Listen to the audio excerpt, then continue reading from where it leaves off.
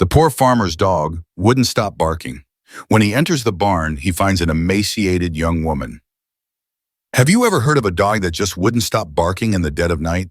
Like it was trying to warn you about something nobody else could see? Well, that's exactly what happened years ago on a small ranch deep in the heart of rural Texas. The owner of that ranch was Caleb, a strong 30-year-old man who lived alone, wrestling with the heavy labor of the cattle in the fields. He was used to the solitude, but on this particular night, fate had a surprise that would change his life forever. His dog was barking, non-stop, at the old barn, barking without rest, as if it had seen a ghost. Caleb, exhausted, nearly decided to ignore it, but something in his gut told him there was more to this persistent noise. He grabbed his lantern, took a deep breath, and walked toward the barn, having no idea that opening that door would reveal a sight that would make his heart ache with a cold, sharp pain. And that's where our story begins, a story of suffering, of tears, but also of love and courage. A story that will grip you until the end. And trust me, you'll be astonished by what happened when the dust finally settled. I remember it like yesterday. Caramelo's insistent barking echoed across the yard, and the wind rattled the old barn siding like impatient fingers begging him to hurry. When Caleb pushed the door, it groaned, a long, rusty screech that sent a shiver down his spine. The lantern, shaking in his hand, cast a trembling circle of yellow light over the dirt floor. The smell of damp hay, leather, and rust was strong, mixed with something I couldn't quite place, a faint, pale scent of sickness and sheer terror. "Quiet, Caramelo, easy now, boy," Caleb whispered, his eyes fixed on the darkness. The dog, a sun-bleached stray mix, a mutt, was making a low rumbling sound, standing rigidly in front of a pile of hay in the corner. Something moved there. It wasn't big, not sudden, but the hay shifted as if taking a shallow breath. Caleb took one step, then another. The crunch of gravel under his work boots sounded like thunder in his chest. He raised the lantern, and the light found a pair of deep blue eyes, like abandoned wells. The young woman was huddled up, her thin arms wrapped around her knees. Her skin was pale white, the color of someone who hadn't seen the sun in a long time. Her lips were cracked, and light hair was plastered to her face with sweat. She looked about 20, no older, and she was shaking so hard that the hay rustled like a gentle rain on the roof. Caleb froze as if someone had grabbed his shoulder. His breathing changed. I saw the hardness of the ranch hand, the man who wakes before dawn to round up cattle, who's buried his own disappointments without a fuss, give way to something simpler and far rarer: compassion.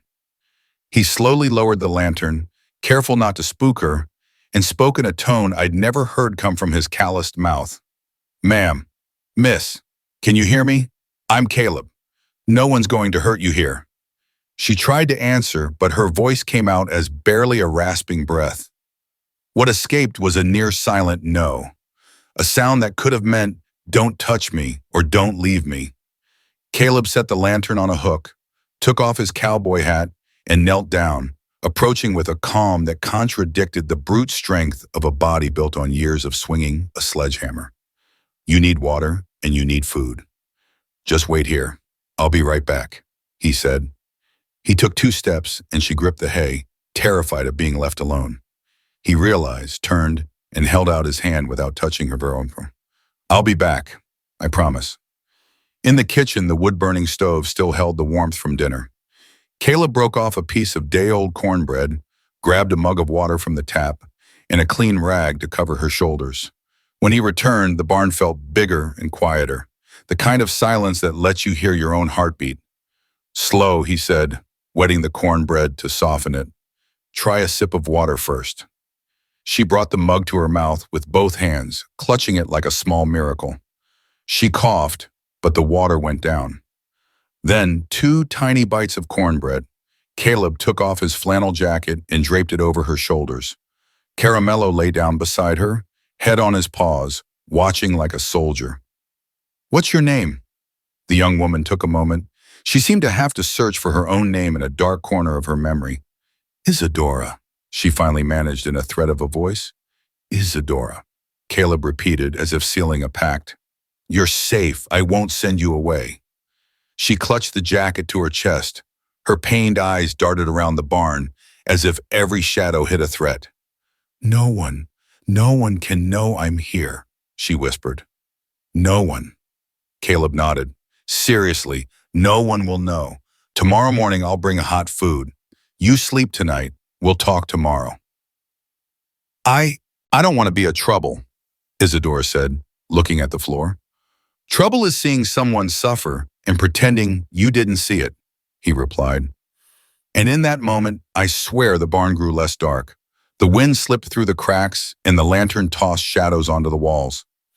Caleb fixed up a pile of hay, made a makeshift pillow with a clean burlap sack, and checked that the door was locked securely from the inside. Up close, you could see the old marks on Isadora's wrists, like bracelets the world had forced on her. He didn't ask anything that night.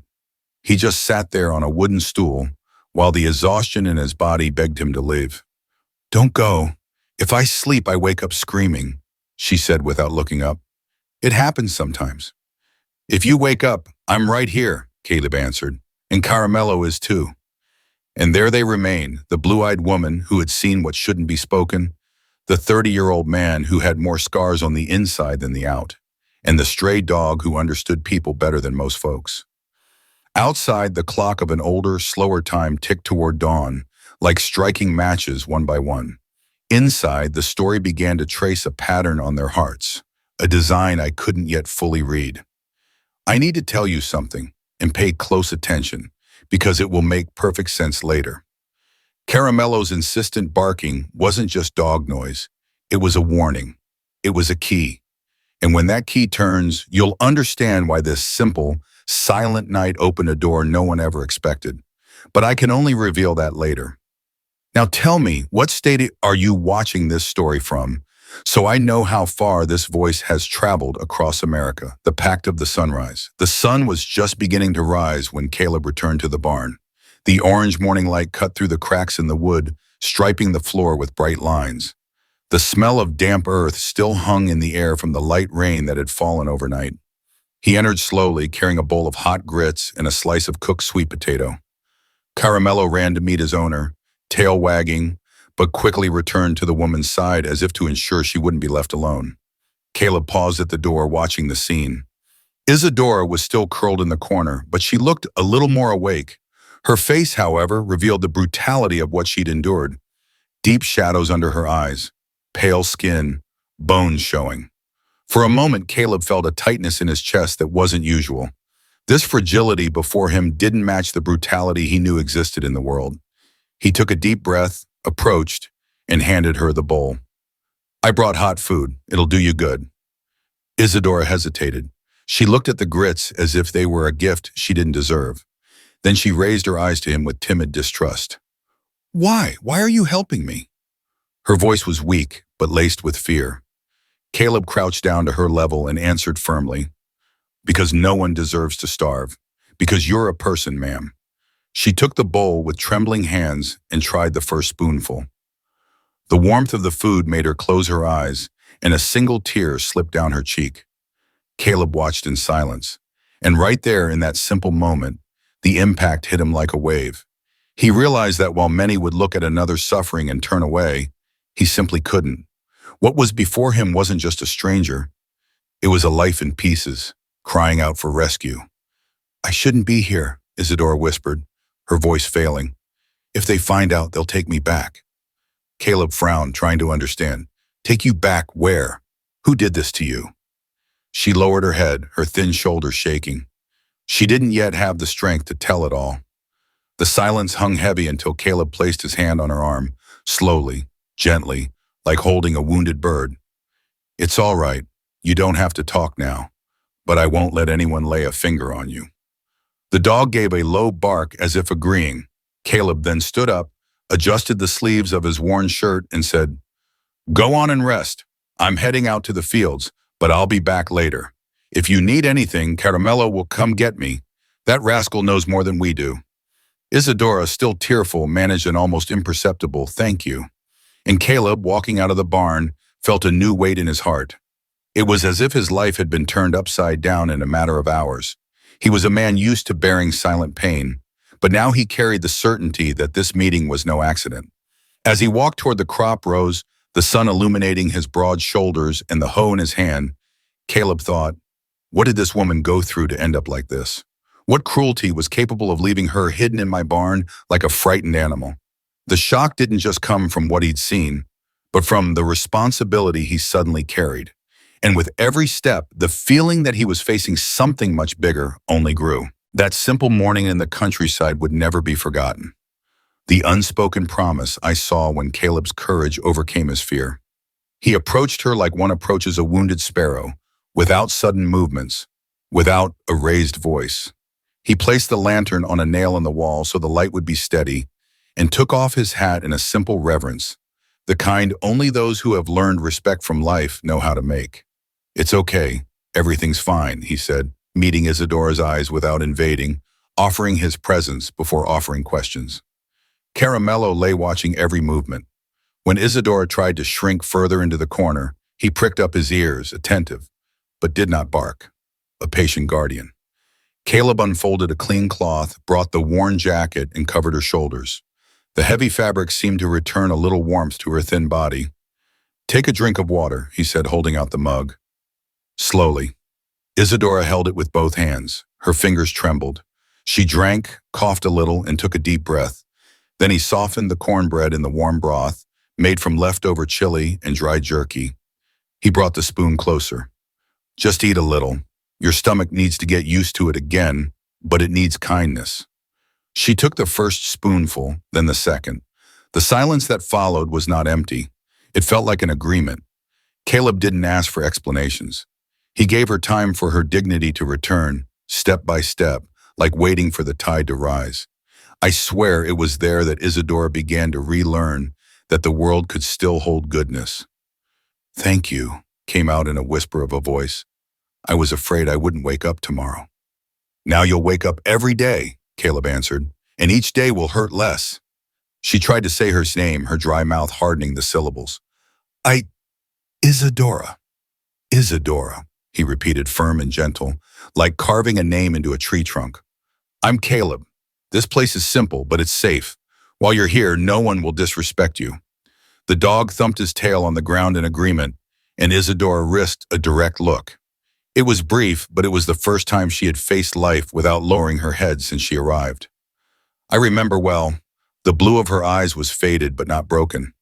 There was a spark that time hadn't managed to extinguish. I didn't want to cause trouble, she mumbled. Trouble is seeing and pretending you didn't see, Caleb said. Here, we take care first. We ask questions later. He fixed up a better spot, took a clean burlap sack for a pillow, and spread out the hay with the large hands of a man who shapes the day with strength. He sprinkled some lime near the wall to keep bugs away. Then he opened a tiny gap for air, checked the latch from the inside, and sat on a bench to the side, ready to spend the night right there. Sleep, Isadora. If the dream is heavy, I'm here. I sometimes wake up screaming, she confessed, embarrassed. I can't control it. Then scream, he replied. The barn can handle it. She adjusted the jacket, breathed short, and closed her eyes. Caleb stayed. Caramelo, as if understanding the vigil, lay close to her feet. The lantern cast a warm halo of light and threw long shadows on the walls, like drawing old memories on the wood. The internal clock of all three ticked in the same rhythm until the merciful dawn softened the cold. I, the narrator, saw when the long minutes turned into courage. Every now and then, Isadora would tremble. Caleb would raise the lantern slightly, show his calm face, and she would settle down. This simple, unhurried gesture was the first mend in the torn fabric of her trust. When the morning light began to paint the cracks gold, she opened her eyes.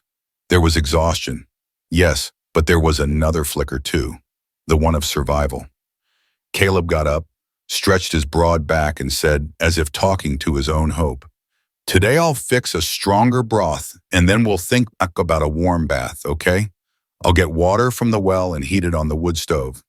It's been a long time since I had a proper bath, she said, almost apologizing to life. Then today is the day to start over, he replied. We start over as many times as we need to.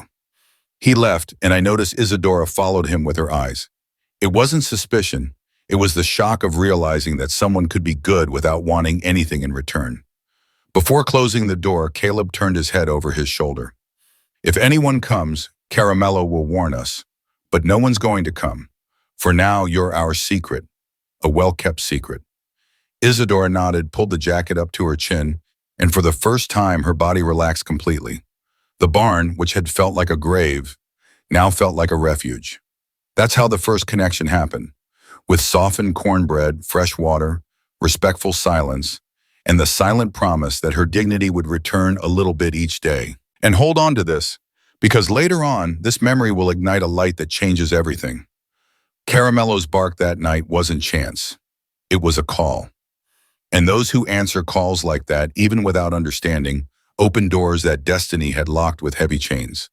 The sound of that lock yielding will still echo here, but it's not time for the reveal. Now is a time for care. If this chapter touched your heart, hit the like button so more people can find this story and our voice can reach even further. Shadows and the strength to stay. The following days were filled with a silence broken only by careful steps. Caleb, whenever he returned from the fields, would go to the barn first, bringing hot food, a little fresh milk, sometimes a piece of fruit he found along the way. Isadora accepted it in silence, but with time, she began to speak a few more words. Still scared, still distrustful, like someone afraid of being judged with every syllable. On the third morning, with the sun weak through the cracks, Caleb sat near her, placing a bowl of broth on a wooden crate. Caramelo lay between them like a living bond, connecting this strange beginning of coexistence. "You're eating better now, getting stronger," Caleb said, resting his hat on his leg. Isadora lowered her eyes, held the spoon with her thin hands, looked at the broth, and murmured, "I don't know if I can stay." "What do you mean?" He frowned. She took a deep breath, as if each word would cost a piece of courage. "If they find out where I am, they'll take me back." Caleb leaned forward, his voice firm but low. "Who are they, Isadora?" She trembled, dropped the spoon, and hugged her own knees. The silence fell heavily. The wind beat against the barn wood, and the dog pricked up his ears, attentive. Caleb didn't press. He just watched, waiting for her to find her own path to the words.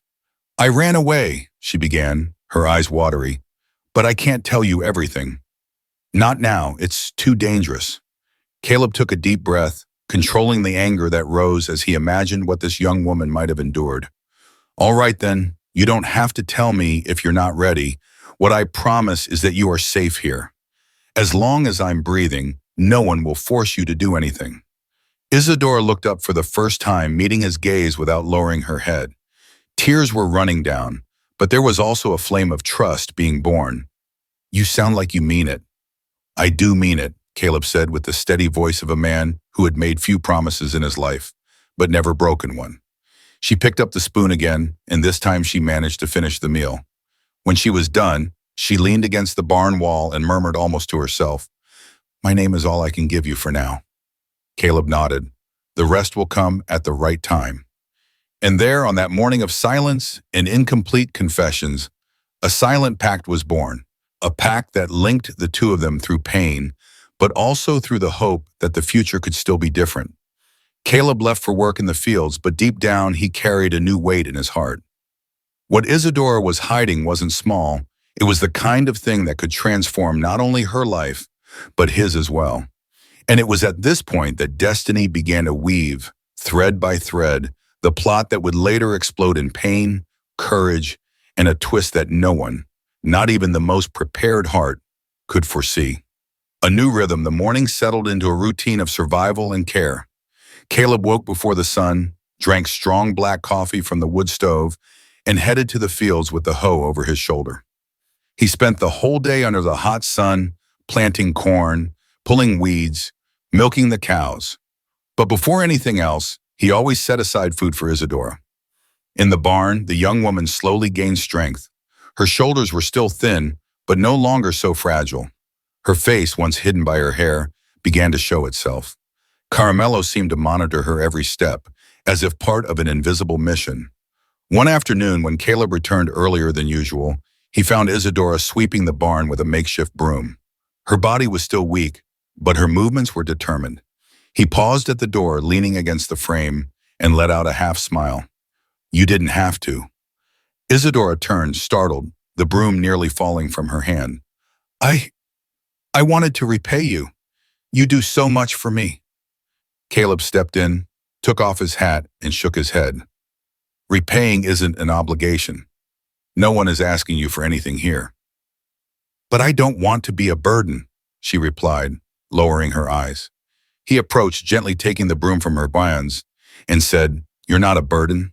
A burden is living without courage, and you've already proven you have plenty of that. She raised her blue eyes, still full of shadows, but this time without avoiding his gaze. There was a brief silence, broken by Caramelo's low bark, as if the dog didn't want the moment to get too serious. Caleb sighed, pulled over a crate, and sat down. You know, it's been a long time since this place had anyone here besides me. I won't deny that the solitude weighs heavily now. Now, it's different. Isadora, feeling awkward, adjusted the jacket he had given her days before. I don't know if I can trust people, but you treat me like I'm real. Caleb pressed his calloused hands onto his hat and replied firmly, Because you are. And as long as I have the strength, no one is going to take that truth away from you. That night, Caleb brought an old blanket from his own bed and spread it in the corner of the barn for her. Winter was approaching, and he knew her body wouldn't endure the cold without it. When Isadora lay down, Caleb sat outside, watching the starry sky. He thought about the hard life he led, but one that had suddenly gained new meaning. The simple, poor ranch, full of difficulties, now carried a reason to keep going. It was as if her pain had awakened in him a courage he had forgotten, a courage not to live just for himself, but to carry someone on his shoulders, even when the weight was greater than his own strength. And so, in the silence of the cold nights and the long days of work, an invisible bond was formed between the two, made not of spoken promises, but of small gestures. The shared bread, the water served, the look that didn't judge, the dog that always stood guard. And I ask you, who is following this story? Could you live in those days without the conveniences of today, relying only on the strength of your own hands and the solidarity between neighbors? Leave your answer in the comments. The return of life and the name. The days were settling like pieces of an old piece of furniture that one carefully reassembles. In the morning, Caleb left early for his work. At noon, he would stop by the barn, leaving a steaming plate of food and a discreet smile. At dusk, he sat on the porch step to listen to the battery-powered radio, staticky news about the weather and the price of corn. Isadora, still protected by the barn shadows, began to venture into small gestures of life. She swept the floor, washed her mug in the outside trough when no one was passing on the dirt road. She carefully folded the blanket, like someone giving thanks for another day. But I noticed when the air between them changed. It wasn't a snap. It was a thread being stretched slowly. The first time I noticed was on a chilly afternoon. Caleb heated water on the wood stove, filled an iron basin, and carried it to the most secluded corner of the barn, hanging a sheet to create a wall of privacy. You can take a warm bath here, he said without looking, respecting the distance. I'll stay outside near the trough. Call if you need anything. Isadora clutched the jacket to her chest. I had forgotten what it felt like to be warm. We forget a lot of things, but the body remembers sooner or later, he replied. When she emerged, her damp hair clinging to her temples, there was a flush of life on her cheeks. It wasn't vanity, it was a sign that life was returning. Caleb offered a clean towel and a simple cotton dress he had found in his mother's old trunk, a legacy from a time when the house welcomed guests. It should fit, he said awkwardly. My mother kept it for visitors. Isadora swallowed hard, touching the fabric. I don't know how to thank you. Thank me by getting well, he answered. We'll figure the rest out. That night, with the wind prowling the cracks, they shared a plate of polenta with tomato sauce and ground meat. Caramelo settled at Isadora's feet, his head resting on his paws like a tender guard. The radio played an old country tune, and I saw Isadora close her eyes for a moment, like pressing her forehead against a safe place deep inside. It's been a long time since I listened to music without fear, she confessed. Here, if fear comes, we just turn up the volume, Caleb joked, earning the first full smile from her. The next day, when he arrived from the fields with his hands dirty with earth, He found the barn smelling clean. Isadora had scrubbed the boards with soapy water and citronella leaves that grew near the pig pen. A good smell, the smell of a cared-for home, permeated the air. "You've transformed this place," Caleb said admiringly. "I only cleaned," she replied. "You transformed it when you let me stay." He looked away, not knowing how to handle the compliment. The truth was, this robust man, accustomed to lifting sacks of corn and fixing fences, was unfamiliar with the sweet weight of gratitude. And it was moving him in a way that I, the narrator, perceived before he even admitted it. His calloused heart was learning to beat for someone again. There was also the night of the nightmares. Isadora woke up with a muffled scream, cold sweat on her temples. Caleb didn't light the lantern right away. He spoke softly, like talking to a frightened animal in the woods. "I'm here," he simply said. "You don't have to talk. Breathe with me." He inhaled deeply, exhaled slowly, repeated it, and she followed the rhythm. The trembling subsided like the receding tide. When the silence settled, Isadora whispered, "When I close my eyes, sometimes I go back there." "Then we'll keep the lantern lit," he replied, "until your night is just night." She nodded, her eyes shining. They weren't tears of pain. They were tears of relief at being seen without being pressured. In time, Isadora began to risk going out into the yard as dusk fell, when the cold came early and almost no one passed on the dirt road. Caleb pretended not to notice her first outing so she wouldn't feel watched. But he was nearby, trimming the orange tree or checking the gate. "The sky looks different here," she said, gazing at the reddish horizon. "It's the color of rest," he replied. "The day goes to sleep slowly here." "I didn't know places like this still existed." "They always have. It's just that we forget to look when life pulls us by the arm." It was that afternoon that trust became something new. Isadora, sitting on the step, let her hair dry in the wind. Caleb, 2 steps away, sharpened his hoe blade. The few words passed back and forth calmly. "Caleb," she called, and he looked up. If I stayed longer, would it be too much trouble?" He took a long time to answer, weighing each syllable like a seed before planting. "Trouble is what doesn't take root. Roots give shade. If you want to, you can take root here." The silence that followed wasn't empty. It was a promise.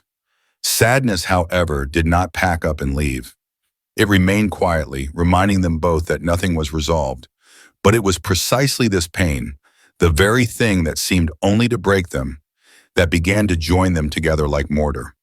Caleb discovered that he wanted to protect not just Isadora's body, but the way she looked at the world when she forgot her fear for a few seconds. Isadora, in turn, began to trust Caleb's simple way of navigating things, without fuss but without retreat. There were no hand-holdings, no rushed declarations. There was shared bread, divided water, the blankets spread out, the low music on the radio, the dog breathing heavily with satisfaction. And I must say, it was in this sum of good silences that the feeling was born, a feeling that tomorrow or the next day will have to prove it deserves to exist, because the past that never forgets to look for what dared to escape. And when it knocks on the gate, and it will knock, what was born here will need to stand firm. The unwanted visitors. The cold of that afternoon in rural Texas felt sharp. The wind rushed past the fence and beat against the barnwood, making a sound that resembled hurried footsteps. I saw when Isadora, now steadier on her feet, suddenly stopped sweeping and looked at the half-open door, her white face growing even paler. Caramelo pricked up his ears in an alert that you learned to respect. "What is it?" Caleb asked, appearing with his hat in his hand and his shirt sleeves rolled up on his strong arms. I heard a voice," she replied, almost whispering. "Like the foreman's."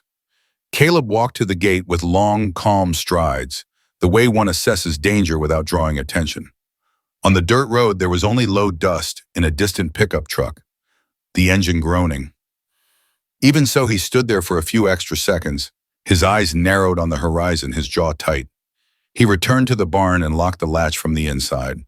"No one gets in here without me knowing," he said firmly. "If someone's snooping around, they'll hit a wall." Isadora nodded, but her body was trembling as if her memories had a life of their own. She went to sit on the crate, gripping her hands on her knees. "I know that tremor. It's not from the wind, it's the past when it decides to open its drawer on its own. Sometimes I smell it, she said, staring at a spot on the dirt floor. Leather and smoke, a boot scraping the ground, the key jingling on metal. I feel it right here. She brought her hand to her neck, where her skin had old marks, as if the world had tried to put a leash on her. Caleb approached slowly, bringing a mug of lemon balm tea. His hand, which knew the weight of tools and hose, had learned a gentle way to set things down. Drink a sip. Your body needs to understand that this is a different place now. She obeyed. The steam rose, bathing her tired face. Caramelo lay close, weighing the atmosphere with that quiet vigilance only a good dog has. If they show up, I don't know if I can handle it. Isadora's voice broke in the air. Sometimes I just shut down inside. If you shut down, I'll turn you back on, Caleb replied without raising his tone. I told you here, night just turns into night. The battery-powered radio from inside the house crackled an old folk song, the sound fragmented by the wind. Caleb then sat on the bench and began to talk about the simple things of the day. The cow that insisted on lying in the water trough, the corn that was doing well despite the cold, the neighbor who promised to lend a plow. I was surprised. Only later did I understand. He was teaching her body another landscape, covering a crack with mortar so the water wouldn't get in. Why are you telling me this? Isadora asked, still frowning. So you can hear that life exists on this side, he replied. We plant, we harvest, we complain about the weather and laugh when the calf learns to run crooked. Those things are also true. She took a deeper breath. The trembling subsided, but the shadow didn't let go easily. As the sun began to set, a shape appeared at the crossroads below. Two men on horseback paused, looking toward Caleb's ranch. They didn't come close. They lingered like hunters sniffing the air. Caleb saw it. I saw it. Isadora didn't, and he chose silence in that moment, tucking the information into the deepest pocket of his soul. At night, he reinforced the latch, put an extra wooden bar across the door, and kept the lantern lit until later. Before blowing it out, he leaned his old machete with the worn handle against the door frame. It wasn't a threat, it was a promise of resistance. If I don't wake up, wake me, Isadora said, already lying down, the blanket pulled up to her chin. You will wake up, he replied. And if the dream pulls me, I'll pull you back. She closed her eyes. Caleb stayed seated there, his large body casting a good shadow over the hay. Outside, the wind sang through the leaves of the chinaberry tree, and the barn breathed like a family home. I swear you could feel the courage passing from one to the other, like a fire catching from one twig to the next until it becomes a glowing ember. The next morning, Caleb went to town to buy salt and kerosene. He returned an hour later with a roll of muslin fabric to make a curtain for Isadora's corner and a metal latch, the kind used to secure doors in a windstorm. When he arrived, he found a folded handkerchief on the crate. It was Isadora's, embroidered with initials she herself had stitched over with tiny, meticulous stitches. The letters remained as shadows. H and I. No, they were different. I saw them, but it's too early to say. I brought more lemon balm, he said, lightly tossing the conversation and some thread for the curtain. I can sew, she said more firmly. I learned from my... The word caught in her throat. I learned when I was younger. Caleb pretended not to notice the stumble and cleared a space on the workbench. The two worked side by side, wood for a shelf, her stitching the fabric. The sound of the sea marked time, and the zigzag of the thread seemed to stitch the two of them together too. Without being asked, Isadora began to sing a low, old nursery rhyme. She missed the words in the middle and laughed, a short, almost startled laugh. You can laugh, Caleb said, lining up the cut. Laughter doesn't call anyone here. And that was how the shadow got smaller that day. It didn't go away. A shadow is a shadow, it reappears when the sun is stronger, but it learned that there was less room for it inside. Caleb knew the men on horseback would return. I knew it too. Only when they returned, they wouldn't find the same woman with broken eyes. They would find someone with a reaffirmed name, a song in her throat, and people by her side. Because the past, no matter how much it circles, doesn't know how to deal with a house that is filled with presence. And that simple, poor ranch was no longer lacking in presence. Before I move on to the next chapter, tell me, have you subscribed to the channel yet? That helps the story reach more people who enjoy remembering what life was like in those times. The full truth, the afternoon fell slowly that day, as if the sky also needed courage. In the barn, the muslin curtain Isadora had sewn fluttered in the wind, and the lantern made a warm circle of light on the dirt floor. Caleb brought a small stool, sitting to the side so as not to trap the young woman with his gaze. Caramelo lay close, his snout resting on his paws, ready for anything. "I need to tell you," Isadora said, her voice low. "Otherwise, you're in danger without knowing it." Caleb took off his hat, placed it on his lap, and nodded without rushing. "Speak in your own time." She took a deep breath. Her blue eyes had the shine of someone shouldering the weight of the world. "I'm 20 years old. I left home because I was promised work in a big house in Houston. They said I would cook and clean. When I got there, they locked the door from the inside. The windows had bars, and I only heard the key jingling on metal." Her hands went to her wrists as if her body held the memory. "The owner was called Rodolfo Amaral. Everyone in the city calls him Mr. Amaral. Money wasn't the problem, soul was. He had two men who did his dirty work for him. One was tall, the other had a limp. They watched me, and when I tried to speak to anyone through the gate, they would show up first." Caleb slowly squeezed his fingers to contain the anger that rose like a foul fire. "How long were you there?" "I lost count. I know the seasons changed twice. I used to watch the crepe myrtle tree in the backyard. I saw it bloom pink, lose everything, and then bloom again. At night, sometimes I would pass out, waking up without knowing the day. I learned to walk without making noise, to breathe quietly, and I prayed like I never knew how to pray." The silence became heavy, the wind hit the wooden planks, and the barn answered with an ancient creak. Isadora swallowed hard and continued. "I escaped on a Saturday during the farmer's market. The cook went out to get meat. The foreman who limps went after her. The other one, the tall one, fell asleep on the porch swing. I kept staring at the key hanging on a nail. It seemed far away, but I went for it. I unlocked the door, ran down the hall, and jumped the back wall. I tore my leg. I didn't even feel it. I walked a whole day along the side of the road, hiding whenever a car passed. I thought at any moment a hand would pull me back." Caleb nodded, his jaw set. Then he spoke without raising his voice. "You're not going back." Isadora shook her head, tears fixed in her eyes but not falling. "They will look for me. Mr. Amaral doesn't lose what he thinks is his. He buys the police. He buys silence. He buys people. And I was afraid of dragging all that into your life." Caleb leaned back against the stool and looked at the door, then back at her. "My life is this simple house, this ranch, and this stubborn dog. If the big world comes knocking here, it'll find people standing up." Isadora pulled the light handkerchief from the pocket of the jacket, the one Caleb had seen days before. She spread it out carefully. In the corner, almost erased by the meticulous stitching, you could see two embroidered letters from another time. "He tried to take my name away. I stitched over the letters myself, but I couldn't make them completely disappear. You can still read them here." Caleb brought the lantern closer.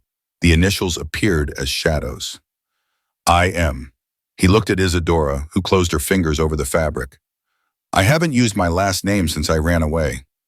I prefer no one to know it. I only trust this to you." "Keep your name," he said. "The only people who want to steal others' names are the ones who know they don't have one of their own." She breathed a little easier for a moment, but her face soon hardened again, like someone remembering that danger knows all the back roads. "Yesterday I heard horses at the crossroads. 2 of them, boots dragging. That's how they arrive. They stop far away and look like a fishing line cast in the water." Caleb took a few seconds, then spoke what he had been holding back. "I saw them. They stayed and then they left. They'll be back." The silence that followed wasn't fear. It was growing resolve. Caleb stood up, went to the shelf, and grabbed a roll of barbed wire and a handful of nails. "I'm going to reinforce the back gate and secure the window that faces the woods. I'm going to talk to Laurindo up the road. He's a man of his word, a loyal neighbor, to keep an eye on the road when he takes his milk to the creamery. If anything moves, we'll know about it first. Isadora followed him with her eyes. There was a spark there that pain hadn't managed to break. Why are you doing this for me? Caleb paused at the door, his broad back silhouetted by the afternoon light. Because some people get knocked down by life and no helping hand shows up. My hand is here. He left and Caramelo followed him, but quickly returned and lay down at Isadora's feet, as if saying he guards what matters. She opened the handkerchief again, touched the embroidered letters, and for the first time spoke her last name in a voice that was barely audible, like testing a bridge before crossing. Isadora Montenegro. The name hung in the air, heavy and noble, like an antique thing that refuses to gather dust. Then she folded the fabric and put it away again. The lantern crackled, the wind shifted. In the yard, Caleb hammered the first plank with the 3 firm strokes, and each blow seemed to say that this house would stand firm. On that late afternoon, the truth stepped out of the shadow. Not all the truths. Some were still kept hidden in the corners, along with the old letters on the handkerchief. But the biggest one, the one that could cost them dearly, now had an owner. It wasn't just Isadora's anymore. It was Caleb's too. And when a pain is shared by two, the world outside has to think twice before trying to get in. The wall of witness. That night, I saw the doubt turn to steel in Caleb's heart. He finished reinforcing the back gate, slid the new bolt into place, and before blowing out the lantern, he watched Isadora sleep. Her face no longer had the ghostly pallor of the first few days, but her sleep was still full of starts. The wind rustled the cracks, Caramelo breathed heavily, and the world seemed suspended between courage and fear. Enough, he said softly, as if giving an order to his own destiny. No one is getting in here to take away what life has started to mend. Early in the morning, with the dew still clinging to the grass, Caleb opened the tool shed, setting aside what he had and what could be turned into protection. Barbed wire, nails, 2 thick oak planks, an old beam that had served as a post. He hung a small bell on the edge of the woodshed, so that if anyone forced the door, the clapper would ring even in a still wind. In the yard, he dug a wide trench, diverting rainwater away from the barn so the floor wouldn't get soft. Wet door gives way easily, he said, more to himself than to the world. Isadora woke to the rhythmic sound of the hammer, sat up slowly, wrapped the blanket around her body, and opened the curtain she had sewn. What are you doing? The voice was small but no longer trembling. Caleb wiped the sweat from his forehead with the back of his hand. Defense line. Anyone who comes without asking permission will trip first. She approached, pulling the jacket to her chest. Caleb, you don't have to get involved in this. Yes, I do, he replied without raising his tone. Life put me here in the middle of the road between you and them, so I'm staying. He adjusted a bench and motioned for her to sit down. He took a piece of brown butcher paper from his pocket and a pencil stub. We're going to need 2 things, time and a witness. I'll buy time with wood, nails, and an alert dog. We'll find a witness with good people. Isadora frowned. Good people?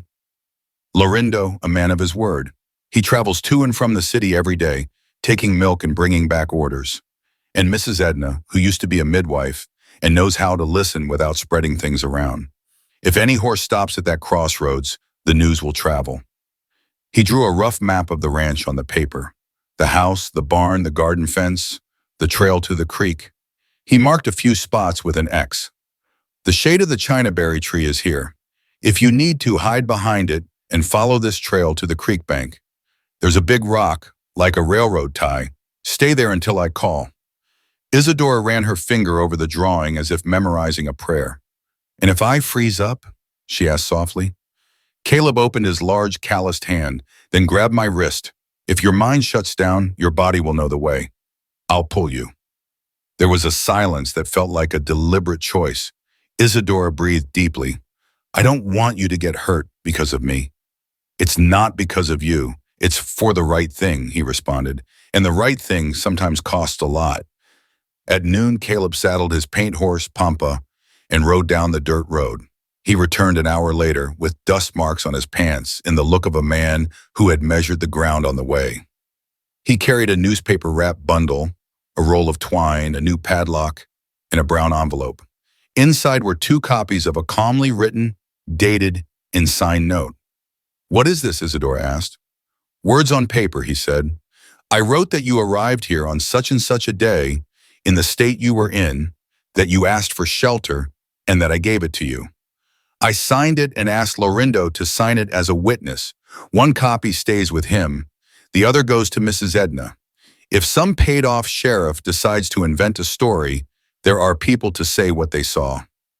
Isadora held the paper as if it were a shield. Her finger gently tapped the initials on the handkerchief she kept in her pocket. Montenegro, she whispered. I had forgotten the weight of my name. A name weighs you down when they leave you alone, Caleb replied. When you have a place to stay, your name is a roof. In the afternoon, Laurindo appeared at the gate with his pickup truck, pretending to only bring salt and kerosene. Caleb leaned against the bed to unload, and the two talked, folding sacks and looking off into the distance, as if the only topic were the weather. Saw some strange dust at the crossroads yesterday, Laurindo said, without a hint of gossip. 2 horses, 1 tall man, 1 dragging his foot. I saw them, Caleb replied, wiping his hand on a cloth. If they pass by again, give me the bird call signal 3 times at the fence. Laurindo nodded and scribbled his name on the paper, a signature that was worth more than a notary seal. I'm here, he simply said, and drove off with the calm of a naturally discreet man. When the sun went down, Mrs. Edna came over to borrow sugar. The tiny woman, her hair in a stubborn bun, entered like someone bringing a blessing. She stayed with Isadora in the kitchen, taught her a night tea, and examined her wrists with the eyes of a belated mother. It will still hurt, my dear, she said gently, but pain hurts less when it finds shelter. On her way out, she also signed the note, folded it, tucked it into her blouse, and winked at Caleb, knowing that this gesture was as good as a full night's watch. That night, it rained lightly. The sound of the old gutters sounded like a countdown to something approaching.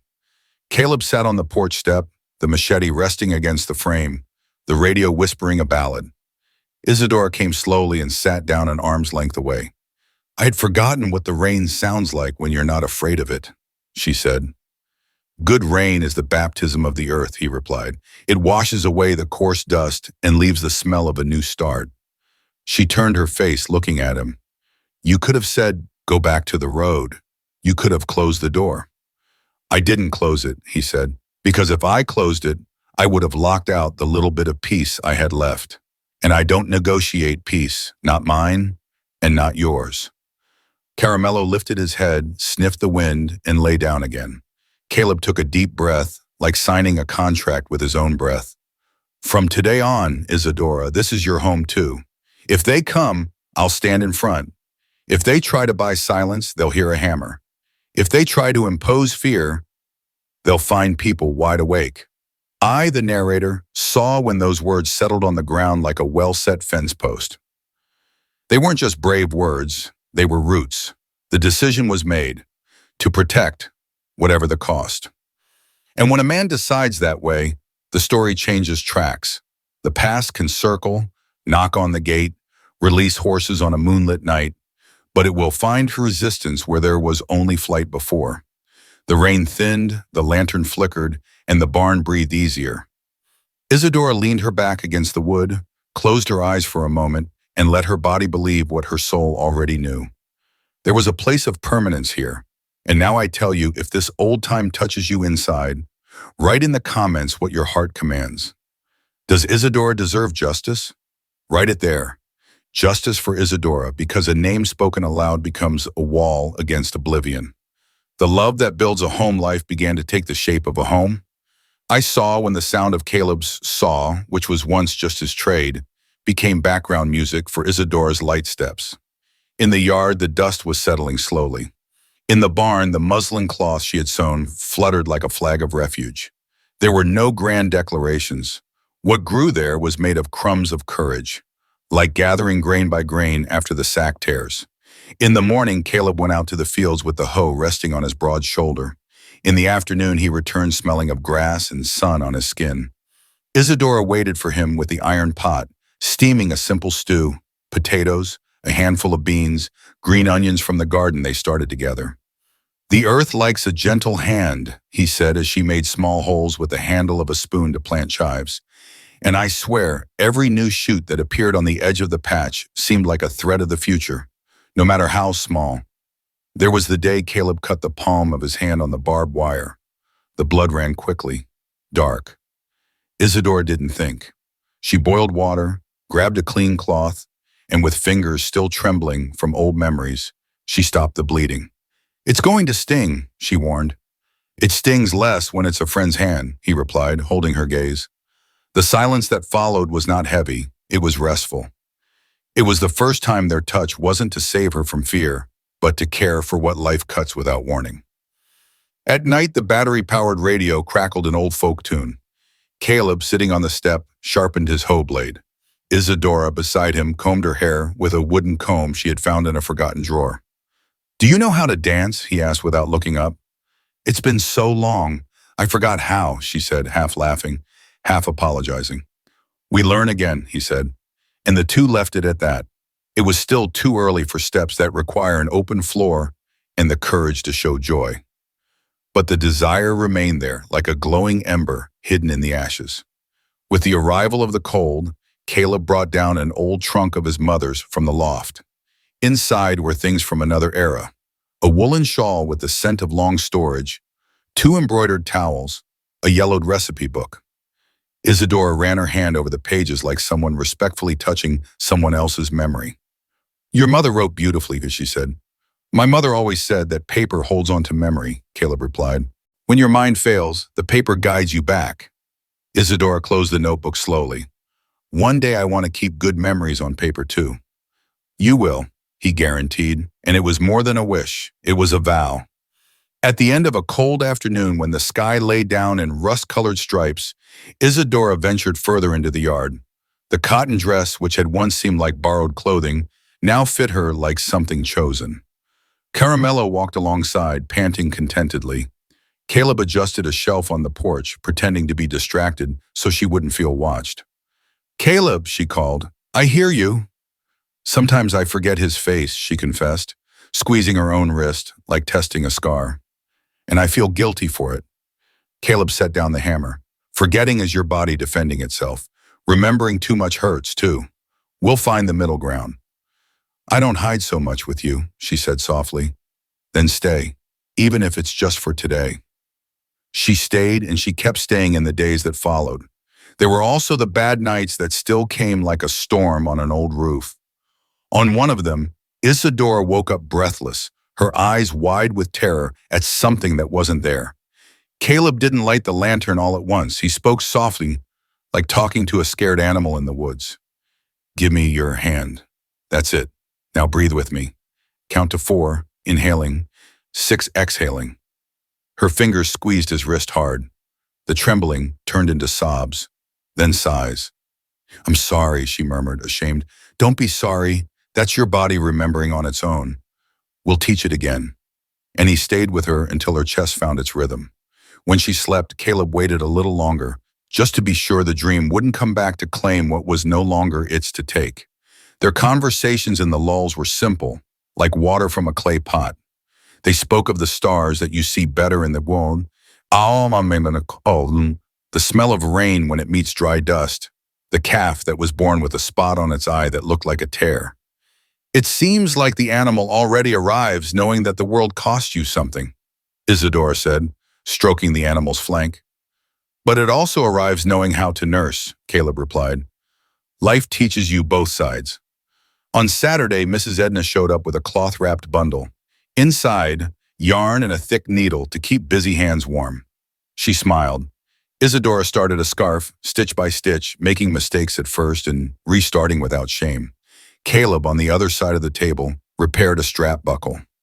Every now and then, their eyes would meet and then quickly look away, like people still learning to look without fear of being caught in the act of joy. I must also tell you about a morning that seemed ordinary, but wasn't. Caleb found a piece of cracked mirror in the shed and nailed it to a corner of the barn, high up on a crooked nail. "So you can see yourself," he said gently. "People need to recognize themselves sometimes." Isadora stood still before the reflection, distorted, her face cut by the crack in the glass. She touched her own cheek, the thin scar on her arm, her hair now looking more alive. I thought I had disappeared, she confessed, and her voice nearly broke. You didn't disappear. You were just hidden, and now you're coming back, he replied. I'm coming back because of you, she said, her eyes shining. Caleb swallowed the response that came like thunder. It wasn't time for big words. It was time to keep the ground steady. Then we keep going, he simply said, and that was enough. When the new moon arrived, Isadora was already helping to bring in the chickens at the end of the day. She counted the eggs in a small basket, swept the porch while the beans cooked, and took the cloth off the bread with a care that seemed like a prayer. Caleb, in turn, learned to leave an orange blossom in a glass near her bed on the days she overcame her nightmares. He learned the right way to knock on the door before entering, and the amount of silence that doesn't pressure. Small laws of coexistence that, when added up, become a home. And it is here that I, the narrator, say without fuss, their love was not born of celebration. It was born of a wound being cleaned, of warm water in an iron basin, of bread shared without measuring the slice. It wasn't the kind of love that arrives kicking down the door. It was the kind of love that lifts the door up again, puts on hinges, lubricates the latch, and closes it gently so it won't slam in the wind. A love that doesn't promise the sky. It promises presence, but sadness, their old companion, didn't say goodbye. It lingered at the doorstep, reminding them that there were still horses circling crossroads in a heavy named Montenegro, being whistled from far away. Even so, inside those walls, the world was no longer the same. If the pain had thrown them into each other's arms, now it was care that kept them both on their feet. And I know because I saw that when pain finds shelter like this, what comes next might be a storm, but it will meet a reinforced roof. The past will still knock. The door has already learned how to resist, the showdown at the ranch. I remember the sound before I saw the dust. 3 short bird calls repeated at the fence, Laurindo's signal. The wind stopped playing in the chinaberry leaves and Caramelo jumped up, barking sharply, his whole body tense. Caleb was sharpening at his scythe on the step when he looked up. His eyes changed color, from that gentle brown to something like stone. Get in the barn, behind the curtain, he said quietly to Isadora. If I call out your mother's name, the one you told me, you run down the creek trail. She wanted to reply, I won't leave you alone. But her body understood the urgency. Isadora's hand searched for the handkerchief in her pocket, touched the letters I, like praying without words, and disappeared behind the muslin cloth. The small bell hanging on the woodshed stayed still. Good sign, no one coming through the service door. Shortly after, the groan of the gate was pushed open by boots that didn't ask permission. 2 men rode in. I had heard about them in town. Aeneas, the tall one with a starched hat and a cold smile, and Tiberio, the limper, who dragged his left foot and clicked his spur against the board like marking territory. A third man stayed mounted, watching the road. The smell of Strong's tobacco preceded their talk.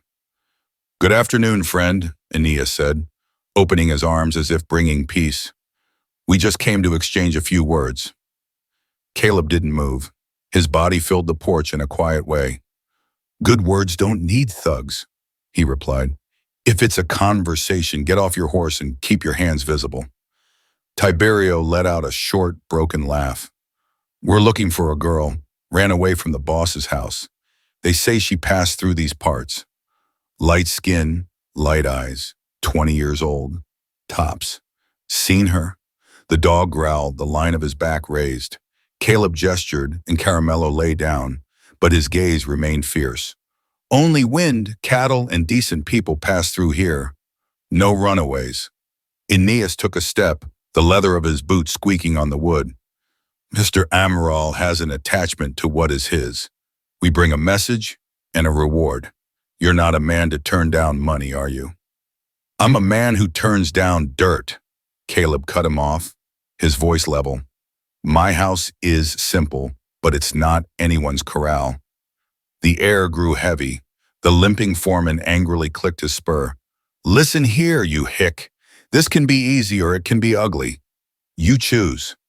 Caleb pulled the cloth off his shoulder and showed his hands, thick with calluses.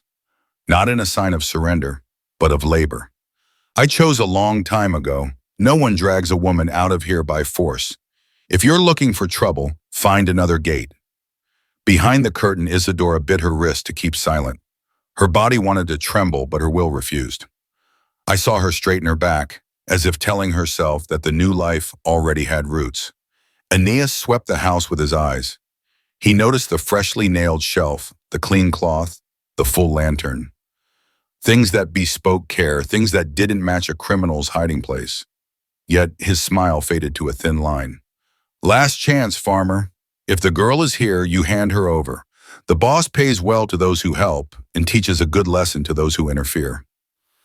Caleb walked 2 steps and stopped at the edge of the porch, between the room and the yard. Every muscle in his arms seemed like a taut rope. If there's a woman here, she doesn't belong to any boss. Women don't have owners. Tiberio the limper didn't wait for more snake-like diplomacy. He lunged, trying to shove Caleb by the shoulder. I heard the crack of the wood as the farmer's body held firm against the doorframe. The machete was within reach, but he didn't grab it. Not yet. He only seized the aggressor's arm, twisting it without malice, just enough to remind a grown man that pain has no allegiance. Tiberio groaned, his bad leg gave out, and he stumbled. No weapons, Caleb warned. Seriously, no one is bleeding for a boast here. Aeneas pulled a short pistol from his waistband, the kind that frightens more by its shine than its necessity. The dry click of the weapon cut the air. I saw Caleb's eyes shift again, not to fear, but to calculation. This was the moment he had prepared for. Without taking his eyes off Aeneas, he shouted into the house, loud enough to reach anyone who needed to hear in the neighborhood. "Edna, bring the red cloth to the window!" That was the signal. A red cloth on the line meant a neighbor was in trouble. Mrs. Edna understood instantly. The kitchen curtain quickly opened and closed. A few seconds later, the red cloth appeared fluttering in her window, a little further down the road. Further away, at the edge of the road, Laurindo answered with the sound of 3 quick strikes of a stick in the air. A warning that traveled faster than a horse. Aeneas noticed. The gun lowered half an inch, not out of pity, but out of battlefield math. Witnesses complicate a job. He moved sideways, trying to see the barn curtain. "If I look, I'll find her," he said in a tired snake voice. "And if I find her, the boss won't come with money. He'll come with paper and a warrant." Caleb raised his chin, took the brown envelope from his pocket, the one prepared with time and a witness, and showed it from a distance without handing it over. "Paper and a warrant. I have that too, signed and dated, and with the name of a witness who saw the truth." Aeneas's eyes narrowed to a line. Tiberio got up from the ground, swearing under his breath. The third man on the horse grew restless in the saddle, and it was in that instant that the woodshed bell rang on its own. Caramelo had made the correct leap onto the post. The sound sliced across the yard like a thin knife. 3 neighbors appeared at the edge of the fence, not too close, not too far. Laurindo with his crumpled hat, young Tony from the reservoir, empty-handed but standing tall, and Mrs. Edna, arms crossed, a living witness. "What are you looking for?" Laurindo asked, his voice unhurried, like someone asking the time but already knowing the clock. Aeneas tucked the gun away with dry rage. The game had shifted from a polite chat on the porch to an eyeball-to-eyeball confrontation in the street. This wasn't the time for shooting. It was time for a message. "The boss will be back," he said, without a trace of a smile, "and he'll come back worse." Caleb took a step, his whole body saying, "Go on, then send him here with a clear face and a real law." "This isn't anyone's backyard." The men exchanged glances. Tiberio spat on the ground purely for effect and stumbled back to his horse. Aeneas mounted slowly, looked at the house one last time, lingered for half a second longer on the barn curtain, and turned the reins. They rode off, kicking up dust, leaving behind a silence as heavy as a coffin lid. When the dust settled, Caleb's legs gave way a little. He leaned his hand on the doorframe, took a deep breath, and only then did his chin drop. I saw the subtle trembling of the large body, the price of courage being paid in installments after the battle. Laurindo came closer, touched his shoulder lightly. "I'm right here," he said, and that was worth more than a speech. Young Tony nodded. Mrs. Edna flapped the red cloth on the line like sealing a deal. Only when the gate was closed again did Isadora emerge from behind the curtain. Her face was pale, but what shone in her eyes was not fear. It was a mixture of gratitude and an old fury that, for the first time, had a place to land. "They will return," she said without trembling. "And we will too," Caleb replied, "every time." Caramelo rubbed his snout against Isadora's hand, seeking peace. The house, which had held its breath, started breathing deeply again. "I know a storm is coming," and it is. But on that late afternoon, the poor ranch learned that it was not alone. And when solitude leaves, the night changes size. If this passage gave you chills like it gave me, tell us in the comments if you love emotional stories from this era. Write, "I love stories from this era." The final bet. Name for name. In the early morning hours, the air smelled of metal and bad promises. I heard the muffled hoofbeats first, then the squeal of tires on the gravel. Mrs. Edna's red cloth didn't even have time to appear. The people who came had a document in hand and rumpled uniforms. Authority that has learned to bend its own laws when money shouts louder. Sheriff Pacheco, a good friend of Mr. Rodolfo Amaral, climbed out of the car with two deputies. Behind them, Aeneas and Tiberio, the tall man and the limper, wore the look of those who already believed that victory was in their pockets. Caleb opened the door before the first knock on the wood. His body filled the entrance like a pillar. Inside, I knew, his heart was beating a rhythm of alert. On the outside, his voice came out clean, cutting through the chill. "People live here. If it's a conversation, speak up. If it's a threat, go back where you came from." The sheriff unrolled the paper, breaking the silence with the pretense of an order. "Search and seizure warrant. Information states that a runaway girl is hiding on this property. A minor under the guardianship of Mr. Rodolfo Amaral." Caleb didn't even look at the paper. He looked at the man. Not a minor, a woman. And a woman is not a chattel to be seized. "The law says otherwise," Pacheco retorted, with that short smile of someone who enjoys seeing the other swallow hard. "If she's here, she comes with us." Behind him, hidden, Isadora held her breath.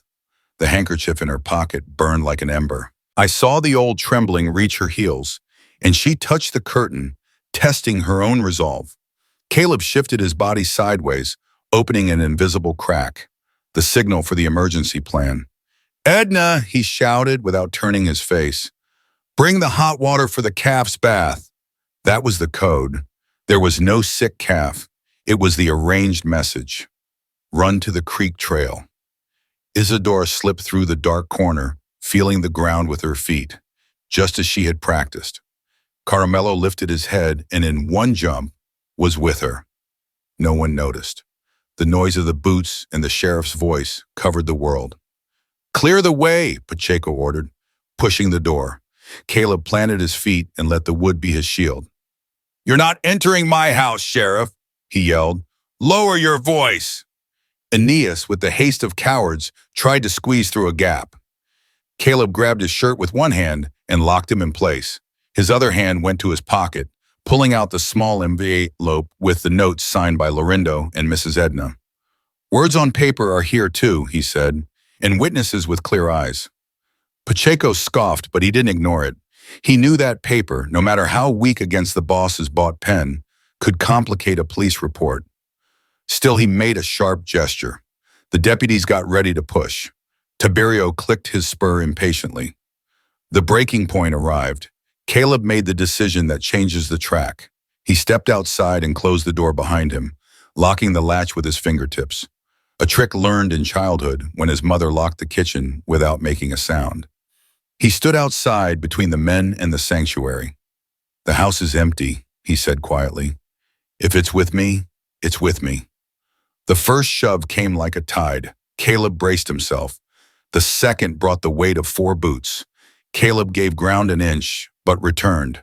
The third brought the butt of a rifle. The blow caught his collarbone and burst the world into white light. He didn't raise the machete leaning against the frame. He didn't want blood, he wanted time. Every second was Isadora scrambling into the woods, Caramelo sniffing the trail, the big rock by the creek getting closer. "Hand over the girl and it ends," Aeneas hissed, bringing his face too close.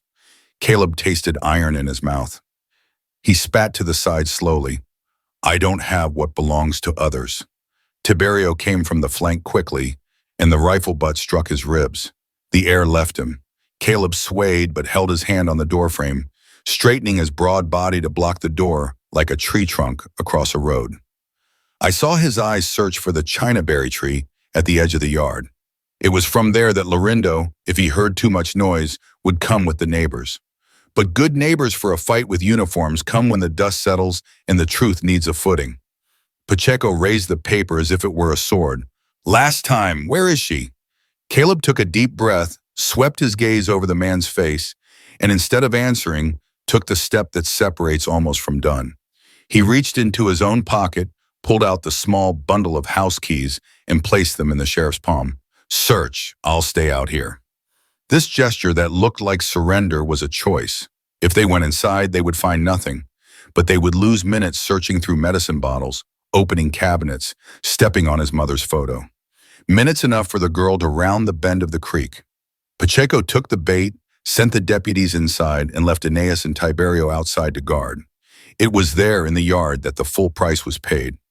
With no audience of law, Aeneas landed a cross punch that would have split any man's brow. Instead of falling, Caleb lunged half a step and grabbed the tall man by his belt, twisting without hatred, just to teach a boundary. Tiberio came from behind, and the rifle butt found the back of his neck. The world tilted. His vision flashed black and white. Caleb fell to his knees. I heard the large body hit the ground with the sad sound of a tree pruned too soon. Even so, he didn't turn his face towards the house. He turned it towards the woods, where the trail began. It was as if his eyes wanted to push the girl further away. In the middle of the ringing in his ears, he heard it. I don't know how, but he heard it. 3 short barks, then silence. The signal agreed upon with Caramelo since the first day of training. Reach the rock. Pacheco stormed out of the house, furious. Nothing. This is all going to land on you, he snarled, tucking the keys into his pocket like an empty trophy. Caleb lifted his chin, even with his mouth bloody. I said no woman is hidden here, just a man standing his ground. The sheriff made a gesture with his hand. The deputies brought the rope used to tie up calves. They bound Caleb's wrists, not out of necessity, as he wasn't resisting anymore, but out of a desire to humiliate. Laurindo was already walking down the road, his steps measured, hat in hand. And Mrs. Edna appeared at the window with the white cloth now, a signal of witnessing. Pacheco saw and changed the staging. Instead of an arrest for contempt, he announced loudly for the wind to carry, taken in for questioning. I'll go, Caleb said simply, rising on his own, his spine straight despite his shaky legs. I'll walk myself. As he crossed the yard, he passed Laurindo. Their eyes met. No words were needed. The neighbor rested his hand on Caleb's shoulder very lightly, a gesture of blessing that keeps the soul in place. I'm going after you, Laurindo said just for Caleb to hear. The whole town will know. At the crossroads, Mrs. Edna pointed to the clothesline. The white cloth was fluttering strongly. Young Tony from the reservoir appeared further back. Good people formed a wall without bricks. The sheriff realized that every step was being watched, and when everything is seen, abuse is lessened, though not eliminated. They took Caleb away, not in handcuffs, but in rope, not in silence, but with the dust telling the story. I saw Caramelo emerge from the side of the woods, following from a distance, tongue hanging out, ears up. He had left Isadora at the rock by the creek, and now he was escorting his owner with the unique courage of animals. In the woods, Isadora waited for the agreed-upon time. Her hands gripped the handkerchief until they hurt. When she dared to raise her head, she saw the dust disappearing down the road. And in the dust, Caleb's figure, tall even though he was bound. She didn't cry aloud. She cried internally, as those who have learned to survive do. I'll come back, Isadora. He had said earlier, even if I come back broken, I'll come back. I'll wait. She had replied, not knowing the wait would begin so soon. At the end of that morning, the simple ranch was filled with the silence of an empty church. Mrs. Edna came in without knocking, put water on the stove, and swept the trampled blood from the yard with the modesty of someone tidying a room after a sickness. Laurindo saddled his horse and went to town. Young Tony stayed at the gate, and I saw Isadora come out of the woods slowly, her face hardened and her eyes like a river after a flood. She sat on the porch step, ran her finger over the broken plank, and breathed like someone learning to stand without a crutch. The sacrifice was made.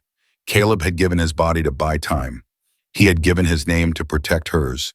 And he had given his home so that the idea of a home wouldn't die for Isadora. The price, I know, would still come in installments. Humiliation at the station, the crooked smile of those who think they own people, the threat of jail. But at the same time, another account was starting to balance. Neighbors gathered, words affirmed, living witnesses, a thread of hope running inside the walls. And it is at this point that the story grips our hand more firmly.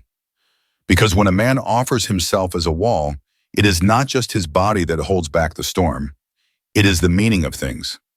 From that moment on, I was sure, and you will see, that the night might grow darker, but the path was clear. Their love, born of pain, now had proof. And proof in a time of injustice is the first step toward the miracle we are about to witness. The reckoning and the embrace. I followed them. I saw the dust of the car disappearing down the road, and behind it, Caleb's body swaying like a strong trunk forcibly removed. The town sheriff's office was a long room with whitewashed walls and the smell of old paper, a wooden desk scarred with cigarette burns, and a tired typewriter sleeping on the surface. Sheriff Pacheco pushed Caleb into a chair, struck an authoritative pose, and called in two convenient witnesses, Aeneas and Tiberio, the usual ones, now arranged with the importance of the moment. "This will be quick," Pacheco said, spinning the stamp on the ink pad. "Sign that you concealed a minor under guardianship, and we'll resolve this right here." Caleb lifted his head, his brow cut. His voice came out low, but so clean that it silenced half the room. "I will not sign a lie." Meanwhile, back at the ranch, Isadora did not stay. She lifted her face from the rock by the creek, felt her heart pound on the ground, and told Mrs. Edna, who had run all the way there in her slippers, "He went in my place. I will go in his place." "My child," Edna tried to hold her, but saw in Isadora's eyes that it was time to stop hiding. "Then we go together, but we go right." They returned to town with Laurindo leading the way on horseback. Riding behind Mrs. Edna, Isadora carried a thick notebook with a blue cloth cover, tied with a ribbon, the birth record book, years of births noted in pencil, with date, time, mother's name, and birthmark. And in Isadora's dress pocket, the handkerchief with the initials that refused to die, I.M. When we pushed the door to the sheriff's office, the typewriter stopped breathing. Pacheco raised an eyebrow. Aeneas flashed a crooked smile. Tiberio clicked his spur like summoning bad luck. Caleb turned his head, and I saw in his eyes the fear a good man feels just thinking that the one he loves will be hurt. "I came to get what is mine," Isadora said, crossing the room with a courage that caused no fuss. "My name, my freedom, and this man's respect." Pacheco scratched his chin, satisfied, like a cat seeing its dinner arrive on its own. "There's the minor," he snapped. "Under the guardianship of Mr. Rodolfo Amaral, she will return willingly, and will conclude here." Isadora took a deep breath, pulled the handkerchief from her pocket, opened it like revealing a healed wound, and held it out into the light. "My name is Isadora Montenegro. I was given up for dead by my own. I was taken from home through a mistake that became a crime. And no one, not you, not this Amaral, will say otherwise without looking the truth in the eye." Aeneas's laugh died in the corner of his mouth. Pacheco made to dismiss her, but Mrs. Edna was already advancing, small and immense, the blue notebook pressed to her chest. "I wrote it down," she announced without drama, opening the book to the yellowed page. Her crooked, needle-worn finger ran to the middle. "September 14th. Girl, mother, Beatriz Montenegro. Father, Alvaro Montenegro. Birthmark, a half-moon behind the left ear. Midwife, Edna Santos." "Paper lies," Tiberio spat nervously. "Paper holds on to memory when others' minds want to erase it," Edna replied with a cutting sweetness. "And birthmarks are not bought at the market." Isadora then tucked her hair behind her ear. There was a small, pale half-moon there, hidden since the beginning. The room inhaled as if jolted by a pleasant shock. Pacheco cleared his throat, feeling the ground shift beneath his boots. That doesn't prove guardianship, he tried. It proves she is not a minor under a boss's watch, Laurindo countered, stepping closer, hat in hand, his voice steady. She is a young woman of a family with a name and a last name. What you call guardianship is kidnapping. It was at that moment the door opened again. Destiny entered, weary but decent. Dr. Mario Sarmento, the district attorney, warned by a note that Laurindo sent with the mail carrier's son. He was not a man for show. He was a man with sharp ears. He entered with his worn leather brief and an attentive gaze. "What is happening here?" he asked without raising his voice. Pacheco tried to stitch together a story, but the district attorney had a midwife's ear. He heard more than people intended to say. He saw the cut on Caleb's brow, the rope marks on his wrist. He saw the young woman standing tall in her name, and Edna's notebook open like an altar. He asked for the handkerchief, read the initials, checked the half moon, then called out slowly, "Mr. Rodolfo Amaral is nearby." Like a snake that enjoys an audience, Amaral entered 2 minutes later. Light suit, the smell of expensive cologne, a smile practiced for photographs and lies. "Prosecutor," he bowed his head. "This is all just an unpleasant misunderstanding. The girl was under my care." "Under what document?" Sarmento asked. "A verbal agreement with the family," Amaral said without blinking. "Which family?" the prosecutor insisted. "The Montenegro family? I have a full name, date, and birth record." The prosecutor lined up the words on the desk like hammers. Amaral lost half a tone of color. The entire room saw it. And then Isadora stepped forward, her voice unwavering. "You locked me up, denied me the street, the sun, my prayers, and my name. The only thing you couldn't take away was this half moon behind my ear and the memory of my mother's voice calling me my little light. The rest you tried to erase with a key and a scream." Caleb wanted to speak but chose to hold her gaze. It was her turn, and it was. Dr. Sarmento opened his brief, took out a small pad, and wrote 2 lines. "Sheriff Pacheco, for now release Mr. Caleb. He is under witness protection. And Mr. Rodolfo Amaral, for safety and until further investigation, is to be detained." "Detained?" Amaral exploded, not believing that the world was finally refusing to bow as usual. "I am a decent man." "A decent man doesn't collect keys," Edna said, closing the notebook gently. Pacheco hesitated, the stamp in his hand, fear in his eye. But the law, when spoken by someone who still remembers its purpose, weighs more than a crooked friendship. He removed the rope from Caleb's wrists, who stood up slowly, like someone lifting a tree after a storm. I swear, when Isadora walked up to him, her legs still shaky with courage, the entire room became too small for so much life. "You came?" Caleb said, his voice raw with relief. "I came for your name," she replied, lightly touching the cut on his brow. "And I brought mine." He closed his eyes for a second, holding back the tears that a man saves for just moments. When he opened them, the world had a different color. It wasn't boisterous joy, it was a deep peace, the kind that arrives after you cross the bridge. Amaral tried a last escape, shouting promises of lawyers and threats of revenge. The prosecutor only pointed to the back door. "You know the way. You'll explain everything in a room without an audience." Aeneas and Tiberio, who lived on bluster, lowered their eyes as they passed Isadora. Late shame is still shame. Laurindo leaned against the doorframe, and I saw his hand tremble slightly. The hand of a man who holds himself together until he no longer needs to. In the middle of that simple sheriff's office, with whitewashed walls and a typewriter that started breathing again, something happened that I will never forget. Isadora took a step and wrapped her arms around Caleb's shoulders, without fear, without secrets. It was an embrace between 2 castaways who, after swallowing so many waves, finally found dry land.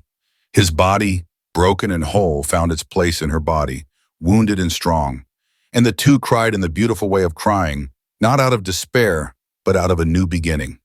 "I promise you," Caleb said softly, letting his voice reach only her. "From today on, no one takes your name from you. And if I have to, I'll learn to write again, just to write Isadora properly." "And I promise you," she replied, wiping his face with the corner of the handkerchief, "that you will never be alone again in a big silent house, We'll fill it with voices. Caramelo, who had waited outside, came in and nudged his snout against Caleb's knee, as if confirming, it worked. My bark was the key. It opened the door, called people, moved destiny. Now, with the door open, it was life that was entering. The whole town that afternoon learned that justice is not born in shouting. It is born when a name returns to the right mouth and the lie loses its audience.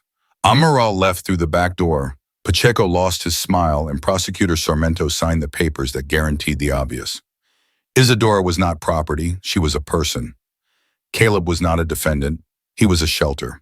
And Mrs. Edna, with her birth record book, was the bridge between a stolen past and a possible future. I left there with a full heart and wet eyes, knowing there was still a road ahead, a family to reunite with, law to uphold, and land to sow. But the great turnaround, that beautiful, aching twist, had already happened. Their love, born of pain, was given the last name of freedom. The rest, you will see, is the miracle of what comes next, the full circle. The days that followed felt like a long, extended dawn. District Attorney Sarmento opened the investigation. Mr. Amaral, who had always walked around with his chest puffed out, was questioned without an audience. Aeneas and Tiberio lost their snake-like courage when they saw the prosecutor's firm pen and the whole town watching. Caleb returned home with a sore body, marked skin, and his head held high. The one who carried him across the porch slowly was Isadora herself, with the care of someone who had learned to hold a life with both hands. "Sit," she said, setting a pillow high. "Now it's my turn to take care of you." "Ours," he gently corrected. "Pain shared here is lighter." The news spread faster than the wind. Isadora Montenegro was not dead. Mrs. Edna's notebook, with that half-moon written years ago, matched old records kept at the county clerk's office and a missing person report in Dallas.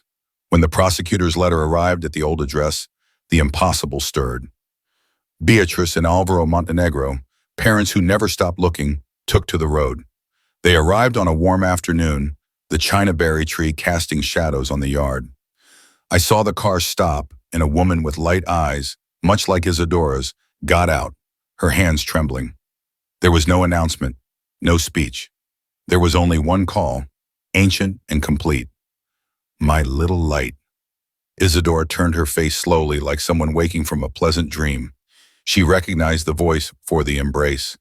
The handkerchief with the initials fell from her hand. She ran, and there, in the middle of the dust, mother and daughter met like finding a missing part of one's own body. Alvaro, the father, stood a step behind, his chest convulsing with the sobs of a man who had held the world up for too long. He hugged both of them, and the family fit inside a single heart again. "Forgive the delay," he said, his voice broken. "The lie made noise, but the truth found the way." Caleb stood at the edge of the porch, hat in hand, respecting the first embrace. Beatrice wiped her face and walked over to him. "You brought my daughter back into the light," she said simply. This simple house became a lighthouse. Caleb looked away, not knowing where to put his large hands. Caramelo's barking brought her. I just obeyed. And it is here that the beginning returns like a key. That stubborn barking on the first night was the trigger that opened all the doors. The barn door, the door to justice, the door to reunion. Sometimes God speaks in the voice of a mutt. The legal process moved forward, and the sentence came like a long-awaited rain. Amaral was convicted of holding people captive and of buying silence. He lost the right to command where he never should have. The invisible chains that bound Isadora broke on paper and in life. There was no grand party. There was a dinner table set. The following Sunday, the town gathered. Laurindo brought cheese. Tony came with fish from the reservoir. Mrs. Edna arrived in her apron and told the world to sit down.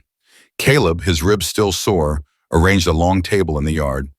Beatrice ran her hand through her daughter's hair, like relearning how to be a mother. Alvaro gave thanks with few words and tearful eyes. When the sun set, a decision was made without formality. The Montenegros would help rebuild the house, and the house would help lift the broken spirits of the region.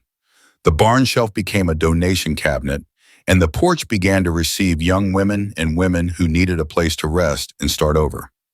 The pain that brought two together became a shelter for many. Months later, under the yellow crepe myrtle tree in the yard, what had lived in their eyes for so long came to pass. Isadora and Caleb signed the papers at the county courthouse, without an expensive dress, without an orchestra, with Mrs. Edna's notebook in the front row, and Caramelo wearing a red ribbon on his collar. In the photo taken with a borrowed camera, you can see the marks still exist, but they shine like scars that tell of victory. "I promise to call you by your full name every day," Caleb said at the I do. "And I promise to fill this house with voices," Isadora replied, smiling with her eyes, "so that silence never hurts you again." Life went on, simple and whole. The battery-powered radio got new batteries. The garden learned other colors, and the barn, a witness to fear, became a room of welcome. Every now and then, when the wind rustles the cracks, you can still hear the echo of an old bark, reminding everyone that it was there, on that night, that destiny changed course. We call it a miracle, a miracle. Caramelo calls it a job well done. I end here with a warmed heart. Their love was born of pain, survived injustice, and chose to remain. And when love chooses to stay, even the past learns to kneel. Now it's up to you. What did this story bring to life inside you? Leave your thoughts in the comments. Hit like to support our work. Subscribe to Windswept Tales to follow other stories like this. And share this with anyone who needs to remember that the truth finds a way. Click on the next story. It's waiting for you right next to this one. We'll see you there.